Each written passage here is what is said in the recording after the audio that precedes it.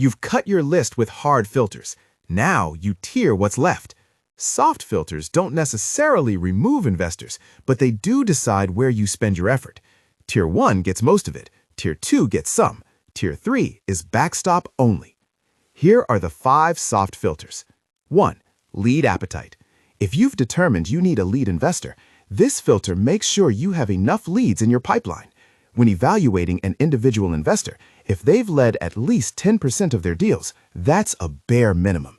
20% would be strong. When evaluating your overall list, at least 30% of your Tier 1 should be lead candidates. 2. Check size. Most funds publicly state the check sizes they write. If they don't, a good rule of thumb is 1 to 2% of their total fund size. Either way, make sure your round size supports their check size. 3. Valuation range. If you fall slightly outside their typical range, that's a yellow flag. If you're at twice their range, you've likely miscalculated stage fit, which is a hard filter. 4. Market fit. Look at the markets their portfolio companies operate in.